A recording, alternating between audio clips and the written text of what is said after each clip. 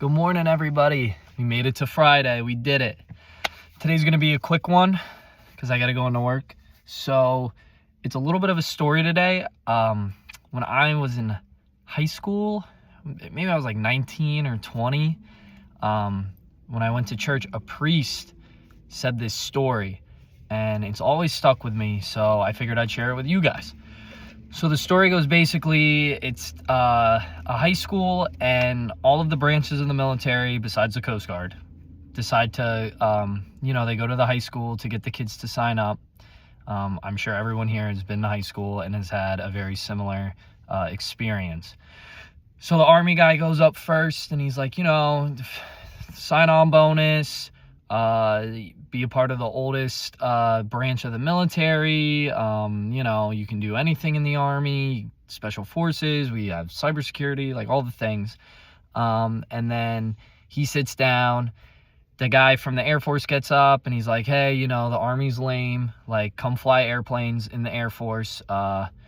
We get the best hotels. You're not stuck in a foxhole like the Army. Like, you should sign up for the Air Force. We also have great benefits, stuff like that.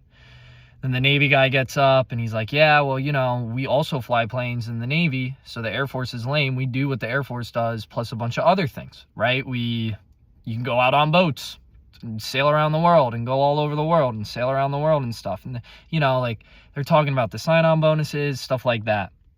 And then the Marine gets up. The Marine's this old guy, and he gets up and he just stares at the crowd of the kids for like a minute, and he doesn't say anything. He's just staring at them. And then he says, I'm so sorry I wasted all of your guys' time today. I wasted my time. I'm looking out into this crowd, and I don't see a single Marine. I don't see a single person that has what it takes to be a Marine and to do the things that are necessary to be a Marine. So I'm so sorry. Like, I'm wasting all of your guys' time. You should obviously sign up with the Army or the Air Force. And, this is a total waste of my time. I'm so sorry. You guys are not cut out to be Marines.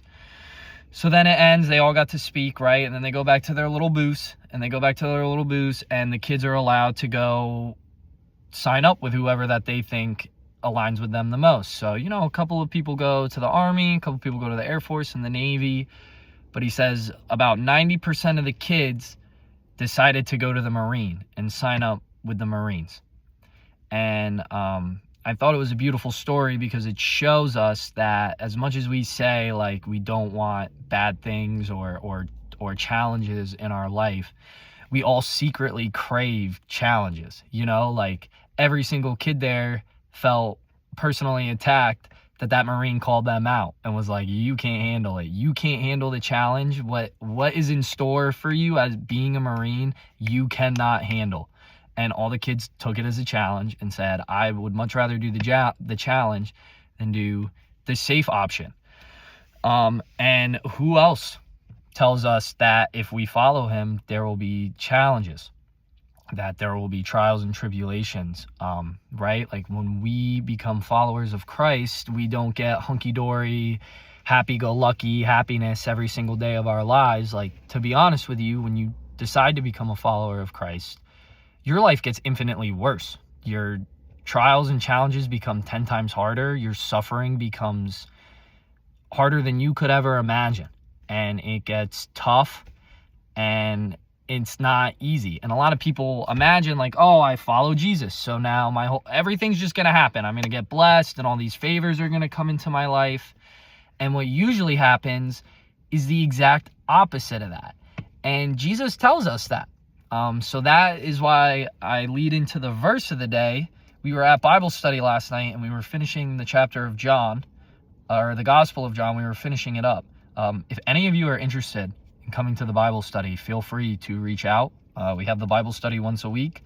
If you want to come and hang out and listen and read with us, I would love for you to come. Feel free to reach out to me, and I'll tell you where it is and when we do it.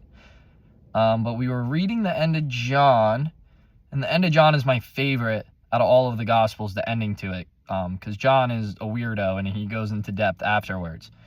So basically, him and Peter are Peter is telling, he forgives Peter for denying him 3 times and tells him, like, you are the rock of the church.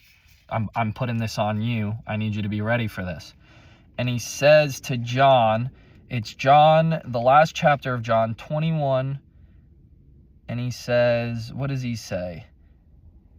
Let's see. John 18.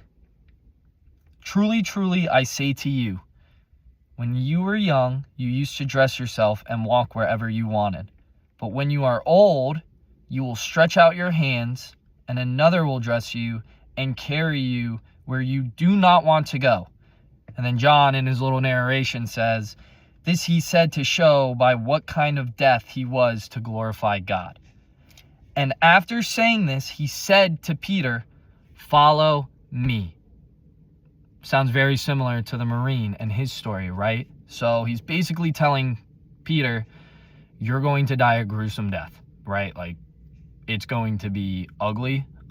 You're not going to get any reward on this earth for following me and doing what I tell you to do, right? Like, oh, it's going to be brutal. You're going to get no reward, no money, no hoes, no fame, a brutal death in front of people that hate you, and they don't know you and they hate you, and they're going to mock you and make fun of you and brutally murder you.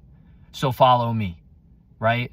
And just like all those kids that went to the Marines booth to sign up looking at a challenge, you have to look at it the same way. That is what God is calling for you to do, to understand that the challenges are going to come. Follow me. Follow me. It's not going to be easy, but follow me. So it kind of leans into, instead of asking God, like, because people will always say when bad things happen, why me, God? Why me? Why me? Instead of asking, why me, you should ask, why not me, God? Right? Instead of looking at the suffering and the trials and tribulations and saying, why does it have to happen to me? Why are these bad things happening to me? And festering on it, you should, just like Jesus, change the paradigm and say, why not me? Why not give me the opportunity to have a terrible situation and come out of it stronger and better than I was before?